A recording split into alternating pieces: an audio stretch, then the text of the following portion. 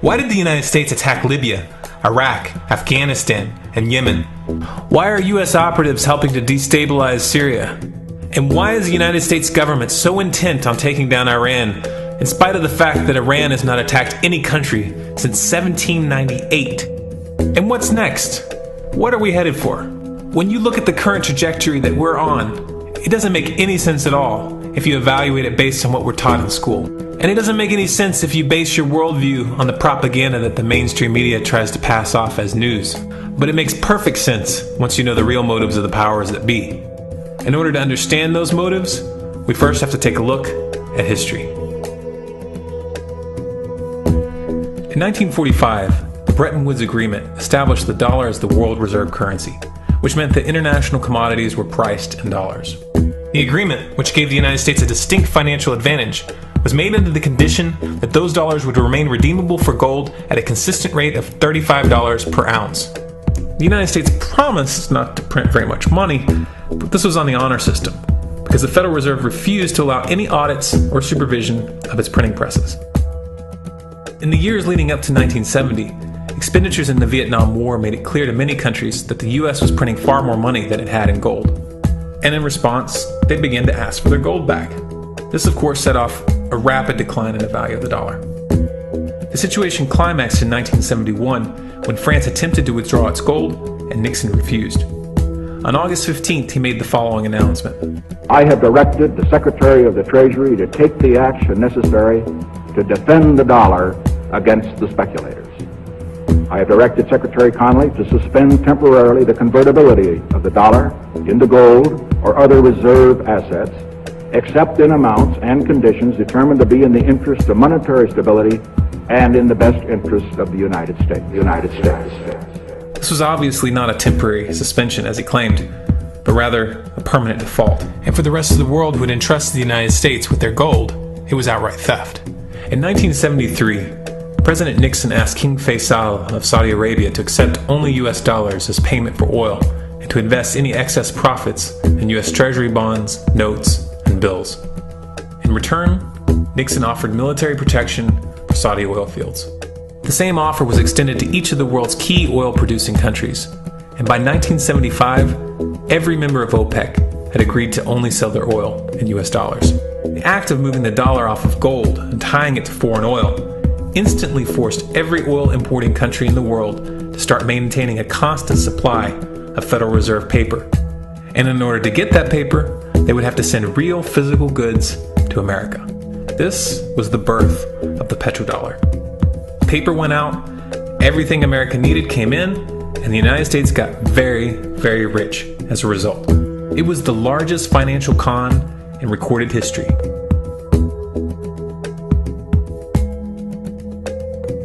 The arms race of the Cold War was a game of poker.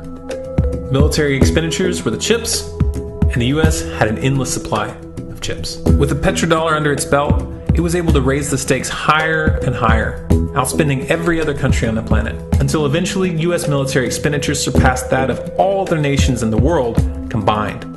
The Soviet Union never had a chance. The collapse of the communist bloc in 1991 removed the last counterbalance to American military might. The United States was now an undisputed superpower with no rival. Many hoped that this would mark the beginning of a new era of peace and stability. Unfortunately, there were those in high places who had other ideas. Within that same year, the US invaded Iraq in the first Gulf War. And after crushing the Iraqi military and destroying their infrastructure, including water purification plants and hospitals, crippling sanctions were imposed which prevented that infrastructure from being rebuilt. These sanctions, which were initiated by Bush Sr. and sustained throughout the entire Clinton administration, lasted for over a decade and were estimated to have killed over 500,000 children. The Clinton administration was fully aware of these figures.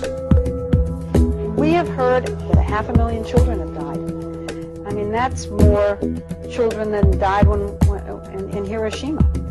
And you know, is the price worth it? I think this is a very hard choice, but we think the price is worth it. Ms. Albright, what exactly was it that was worth killing 500,000 kids for? In November of 2000, Iraq began selling its oil exclusively in euros. This was a direct attack on the dollar and on U.S. financial dominance, and it wasn't going to be tolerated. In response, the U.S. government, with the assistance of the mainstream media, began to build up a massive propaganda campaign claiming that Iraq had weapons of mass destruction and was planning to use them. In 2003, the U.S. invaded, and once they had control of the country, oil sales were immediately switched back to dollars. This is particularly notable due to the fact that switching back to the dollar meant a 15 to 20% loss in revenue due to the euro's higher value. It doesn't make any sense at all unless you take the petrodollar into account. So I came back to see him a few weeks later, and by that time we were bombing in Afghanistan. I said, "Are we still going to war with Iraq?" And he said, "Oh, it's worse than that."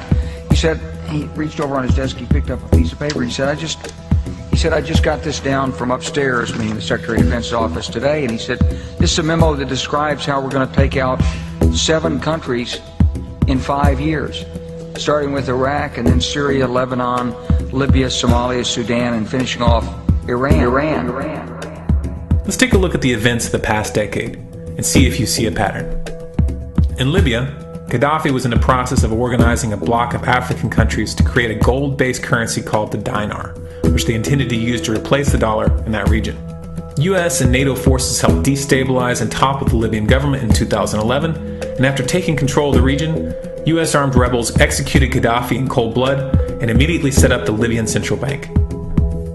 Iran has been actively campaigning to pull oil sales off of the dollar for some time now, and it has recently secured agreements to begin trading its oil in exchange for gold. In response, the US government, with mainstream media assistance, has been attempting to build international support for military strikes on the pretext of preventing Iran from building a nuclear weapon. In the meantime, they established sanctions which US officials openly admit are aimed at causing a collapse of the Iranian economy. Syria is Iran's closest ally, and they are bound by mutual defense agreements. The country is currently in the process of being destabilized with covert assistance from NATO, and though Russia and China have warned the United States not to get involved, the White House has made statements within the past month indicating that they are considering military intervention. It should be clear that military intervention in Syria and Iran isn't being considered.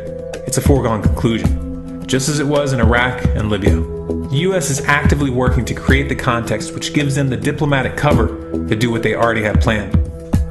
The motive for these invasions and covert actions becomes clear when we look at them in their full context and connect the dots. Those who control the United States understand that even if a few countries begin to sell their oil in another currency, it will set off a chain reaction and the dollar will collapse. They understand that there is absolutely nothing else holding up the value of the dollar at this point, and so does the rest of the world. But rather than accepting the fact that the dollar is nearing the end of its lifespan, the powers that be have made a calculated gambit. They have decided to use the brute force of the US military to crush each and every resistant state in the Middle East and Africa. That in itself would be bad enough, but what you need to understand is that this is not going to end with Iran.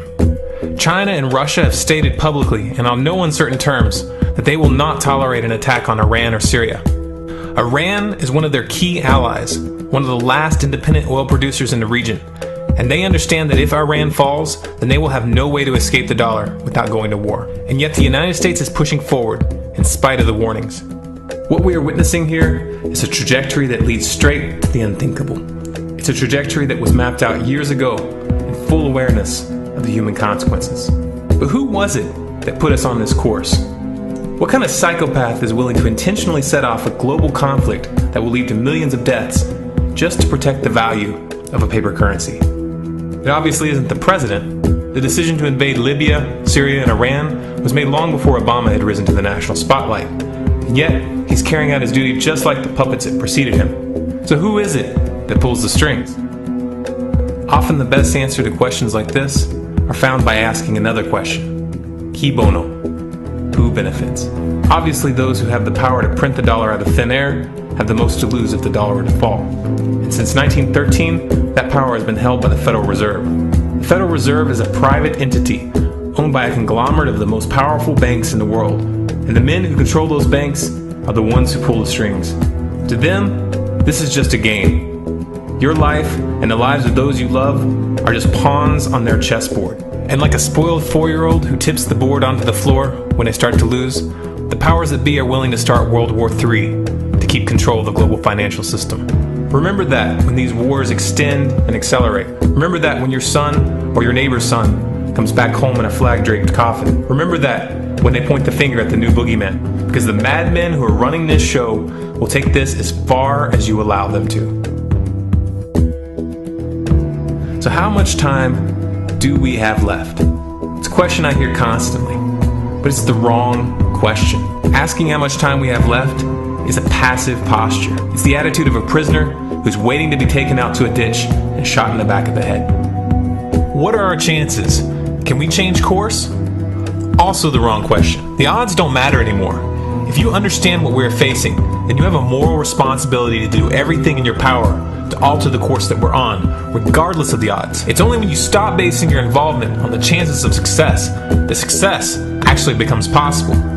To strip the ill-begotten power from the financial elites and to bring these criminal cartels to justice will require nothing less than a revolution. The government is not going to save us. The government is completely infiltrated and corrupt to the core. Looking to them for a solution at this point is utterly naive. There are 3 stages of revolution, and they are sequential. Stage 1 is already underway. Stage 1 is the ideological resistance. In this stage, we have to actively work to wake up as many people as possible about what is happening and the direction we're headed. All revolutions originate from a shift in the mindset of the population, and no other meaningful resistance is possible without it. Success in this stage of the game can be measured by the contagion of ideas. When an idea reaches critical mass, it begins to spread on its own and seeps into all levels of society. In order to achieve that contagion, we need more people in this fight. We need more people speaking out, making videos, writing articles, getting this information onto the national and international stage. And we especially need to reach the police and the military. Stage 2 is civil disobedience, also known as nonviolent resistance. In this stage, you put your money where your mouth is, or more accurately, you withhold your money and your obedience from the government, and you do everything in your power to bring the gears of the state to a halt. Practiced in mass, this method alone is often enough to bring a regime to its knees. However, if you fail at this stage, Stage 3 is inevitable. Stage 3 is direct physical resistance. Direct physical resistance is the last resort, and it should be avoided and delayed as long as possible. And it should only be invoked after all other options have been thoroughly exhausted. There are those who talk tough and claim that they will resist when the time comes. But what those people fail to realize is that if you are inactive during the first 2 stages and save your efforts for the last resistance, then you will fail. When the Nazis were moving door to door, dragging people out of their homes in Germany, that was the time to fight back physically. But due to the lack of ideological resistance and civil disobedience leading up to that moment, even an armed uprising would have likely failed at that point. An armed uprising can only succeed if the people have established an attitude of active resistance. And active resistance is only possible after their minds have broken free from the mainstream propaganda. If you want to fight back, it's now or never. You're not going to get another chance, and the stakes are far higher than they were in Nazi Germany.